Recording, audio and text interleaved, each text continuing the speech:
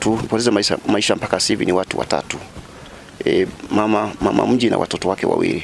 Chanzo cha ajali hii ni mafuta ya petroli.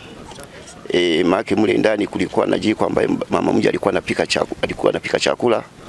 Baada ya hapo ndio siku bwana moto ndipo ulilipuka na nyumba nzima iliwaka moto. Mkuu wa wilaya ya Mlele ambaye pia ni mwenyekiti wa kamati ya usalama wa wilaya, Alhaji Majid Mwanga, amewaasa wananchi wanaofanya biashara ya mafuta kufuata maelekezo yanayotolewa na jeshi la zimamoto. Nitoe rai kwa watendaji wote wa kata na vijiji na maafisa tarafa kwanza kuwasajili watu wote ambao wanafanya biashara ya mafuta ili tuweze kuwapa elimu zaidi na si kuwasumbua. Hatuna mpango wa kukusumbua, hiyo ndio riziki yako.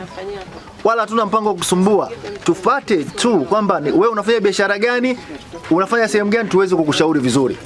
Kwa hiyo niombe kila mmoja ambaye anafanya hii biashara ya mafuta ajisajili ili tuweze kumpa elimu, na tumtake kiongozi wetu kwa maana ya inspector ambaye anasimamia zimamoto aanze kutoa mafunzo na elimu. Baadhi ya viongozi wa wilaya hiyo walifika kutoa salamu za pole katika kijiji hicho. Napokuja kuelekezwa kuwa jamani, hata kama mnafanya biashara za mafuta, fanyieni biashara za mafuta, msiweke ndani, tafuta eneo, jenga nje, jenga hata kijumba nje pale, weka hayo mafuta yako uendelee kufanya biashara. Nini madhara yake? Madhara yake ndo kama yanatokea hapa. Kamefariki katoto kadogo, watoto wadogo ambao hawana hatia yoyote.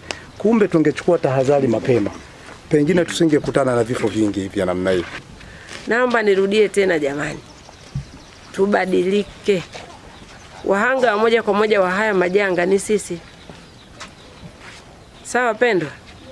Ukiacha tu kwamba ulikuwa unatumika moto, radi mwaka huu zimetembea sana, si ndio?